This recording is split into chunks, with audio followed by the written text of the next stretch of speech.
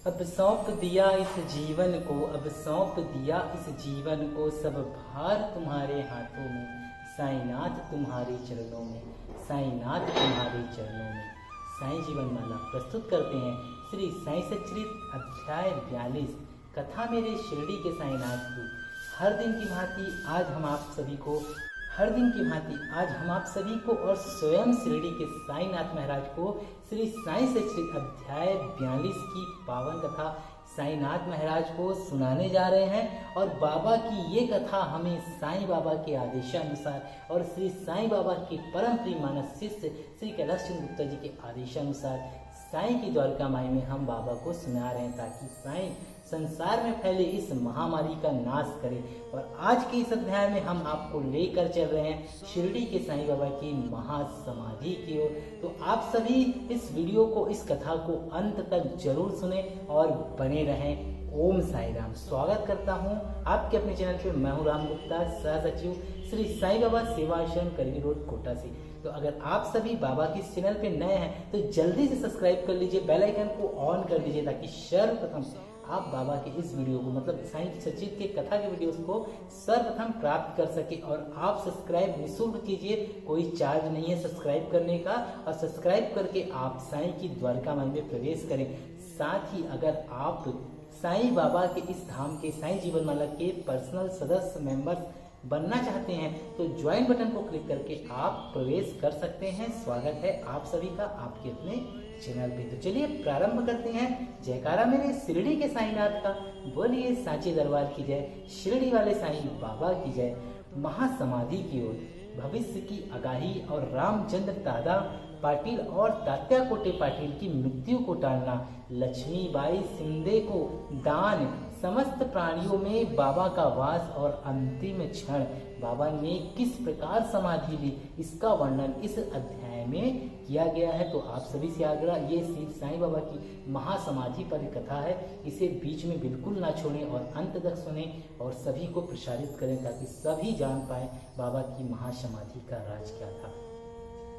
प्रस्तावना। गत अध्यायों की कथाओं से यह स्पष्ट प्रतीत होता है कि गुरु कृपा की केवल एक किरण ही भवसागर के भव से सदा के लिए मुक्त कर देती है तथा मोक्ष का पथ सुगम करके दुख को सुख में परिवर्तित कर देती है। यदि सद्गुरु के मोह विनाशक पूजनीय चरणों का सदैव स्मरण करते रहोगे तो तुम्हारे समस्त कष्टों और भवसागर के दुखों का अंत होकर जन्म मृत्यु के चक्र से छुटकारा हो जाएगा। इसलिए जो अपने कल्याणार्थ चिंतित हो उन्हें साईं समर्थ के अलौकिक मधुर लीलामृत का पान करना चाहिए। ऐसा करने से उनकी मति शुद्ध हो जाएगी। प्रारंभ में डॉक्टर पंडित का पूजन तथा किस प्रकार उन्होंने बाबा को त्रिपुंड लगाया, इसका उल्लेख मूल ग्रंथ में किया गया है। यह प्रसंग का वर्णन 11वें अध्याय में किया जा चुका है, इसलिए यहाँ इसको हम दोबारा इसको हम नहीं दोहराना चाहते। ठीक है। भविष्य की आगाही। पाठकों, आप सभी ने अभी तक केवल बाबा के जीवन काल की ही कथाएं सुनी हैं। अब आप ध्यान पूर्वक बाबा के निर्वाण काल का वर्णन सुनिए। 28 सितंबर सन 1918 को बाबा को साधारण सा ज्वर आया। यह ज्वर 2 से 3 दिन तक रहा। इसके उपरांत ही बाबा ने भोजन करना बिल्कुल ही त्याग दिया। इनसे उनका शरीर दिन प्रतिदिन क्षीण एवं दुर्बल होने लगा। 70वें दिनों के पश्चात अर्थात 15 अक्टूबर सन 1918 को 2:30 पर उन्होंने अपने प्राण को त्याग किया। यह समय प्रोफेसर जी नार्के के तारीख 5/11/1918 के पत्र के अनुसार है, जो उन्होंने दादा साहब खारपड़े को लिखा था और साईं लीला पत्रिका के पृष्ठ 7, 8 और प्रथम वर्ष में प्रकाशित हुआ था। इसके 2 वर्ष पूर्व ही बाबा ने अपने निर्वाण के दिन का संकेत कर दिया था, परंतु उस समय कोई भी समझ नहीं सका कि आखिर बाबा ने ऐसा क्या किया था। घटना तो जो हुई थी 2 साल पहले की, वह इस प्रकार है। विजयदशमी के दिन जब लोग संध्या के समय सीमाोल्लंघन से लौट रहे थे तो बाबा सहज ही क्रोधित हो गए। सिर का कपड़ा, कफनी और लंगोटी निकालकर उन्होंने उसके टुकड़े टुकड़े करके जलती हुई धूनी में फेंक दिया। बाबा के द्वारा आहुति प्राप्त कर धूनी द्विगुणित प्रज्वलित होकर चमकने लगी और उससे भी कहीं अधिक बाबा के मुखमंडल की कांति चमक रही थी। वे पूर्ण दिगंबर खड़े थे और उनकी आंखें अंगारे के समान चमक रही थी। उन्होंने आवेश में आकर उच्च स्वर में कहा कि लोगों, यहाँ आओ, मुझे देखकर पूर्ण निश्चय कर लो कि मैं हिंदू हूँ या मुसलमान। सभी लोग वहाँ भय से कांप रहे थे। किसी को भी उनके समीप जाने का साहस ना हो रहा था और कुछ समय बीतने के पश्चात उनके भक्त भगोजी सिंधे, जो महारोग से पीड़ित थे, साहस कर बाबा के समीप गए और किसी प्रकार उन्होंने बाबा को लंगोटी बांध दी और उनसे कहा कि बाबा, यह क्या बात है? देव, आज दशहरा का त्योहार है। तब उन्होंने जमीन पर सटका पटकते हुए कहा कि यह मेरा सीमोल्लंघन है। लगभग 11 बजे तक भी उनका जब क्रोध शांत ना हुआ और भक्तों को चावड़ी जुलूस निकालने में संदेह होने लगा तो 1 घंटे के पश्चात वे अपने सहज स्थिति में आ गए और सदैव की भांति पोशाक पहनकर चावड़ी जुलूस में सम्मिलित हो गए, जिसका वर्णन पूर्व में किया जा चुका है। इस घटना द्वारा बाबा ने इंगित किया कि जीवन रेखा पार करने के लिए दशहरा का ही समय उचित है, परंतु उस समय किसी को भी उसका असली अर्थ समझ में न आया। बाबा ने और भी अन्य संकेत किए जो इस प्रकार हैं। रामचंद्र दादा पाटिल की मृत्यु को टालना। जी हाँ, कुछ समय पश्चात रामचंद्र पाटिल बहुत बीमार हो गए, जो बाबा के परम भक्तों में से एक थे। उन्हें बहुत कष्ट हो रहा था। सब प्रकार के उपचार किए गए परंतु कोई लाभ न हुआ और ज्वर से हताश होकर वे मृत्यु के अंतिम क्षणों की प्रतीक्षा करने लगे।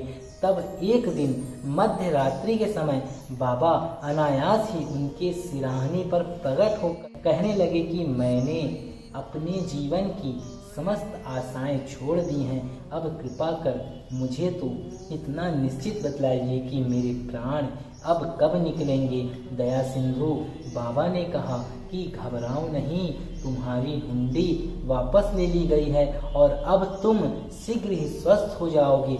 मुझे तो केवल तात्या का भय है कि सन 1918 में विजयदशमी के दिन उसका देहांत हो जाएगा, किंतु यह भेद किसी से प्रकट न करना और ना ही उसे बतलाना, अन्यथा वह अधिक भयभीत हो जाएगा।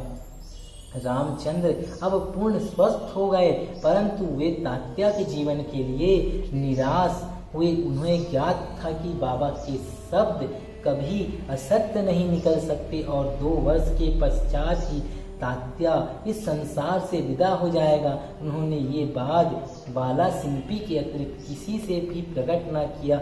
केवल 2 व्यक्ति ही, रामचंद्र दादा और बाला सिंपी, तात्या के जीवन के लिए चिंताग्रस्त और दुखी थे। रामचंद्र ने सैया त्याग दी और वे फिर चलने फिरने लगे।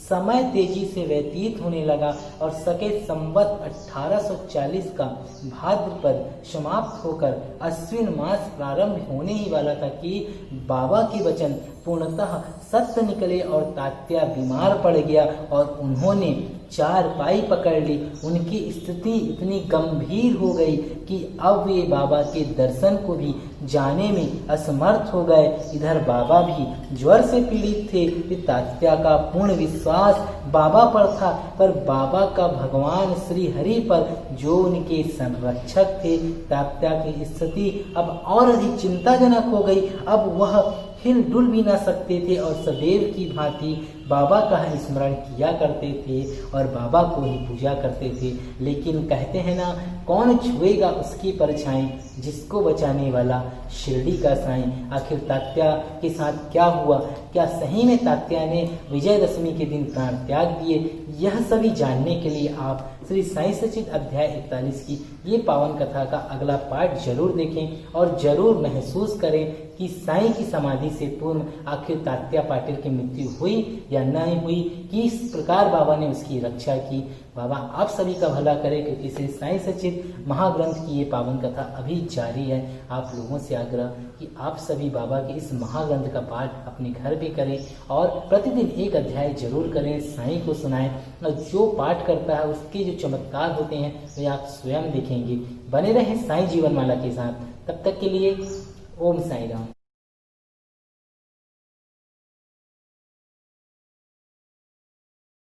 ओम साईं राम।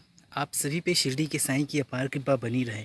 साईं बाबा सेवा आश्रम करगी रोड कुट्टा, जिला बिलासपुर, छत्तीसगढ़ में स्थापित हूबहू शिरडी धाम में शिरडी के साईं बाबा की भव्य समाधि मंदिर का निर्माण कार्य प्रगति पर है और बाबा का यह निर्माण कार्य 2013 के बाद से पुनः चालू हुआ है, जो कि छत का काम पूर्ण होना है और मंदिर निर्माण का। तो आप सभी साईं भक्तों से बस एक विनम्र आग्रह कि बाबा के इस मंदिर निर्माण में आप यथा योग्य निर्माण सामग्री अपने नाम से, अपने परिवार के नाम से दान स्वरूप प्रेषित जरूर करें और इस निर्माण को पूर्ण कराने में अपनी सहभागिता प्रदान करें। शिरडी के साईं आपकी सारी मनोकामना पूर्ण करें और आपके जीवन में खुशियां ही खुशियां लाएं। आप लोगों से पुनः आग्रह, निर्माण कार्य चल रहा है और निर्माण सामग्री की बहुत ही जल्द आवश्यकता है। तो आप लोगों से आग्रह है कि आगे आएँ और इस निर्माण काम में सहयोग करें। संपर्क कर सकते हैं दिए गए नंबर पर। ओम साईं राम।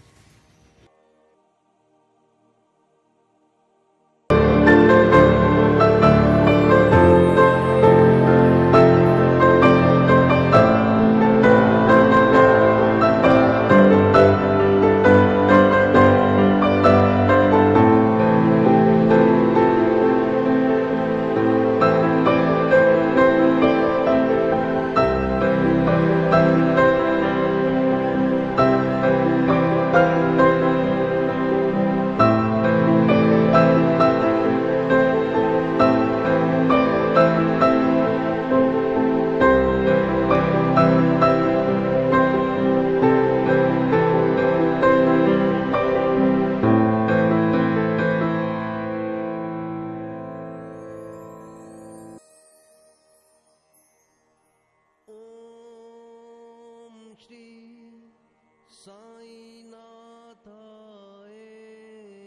नमः। ओम श्री साईनाथाय नमः। ओम श्री साईनाथाय नमः। ओम श्री साईनाथाय नमः। ओम श्री साईनाथाय नमः। ओम श्री सामने देखो। हाँ। बोलो साईं बाबा की जय। जय। देखो सामने आप भी।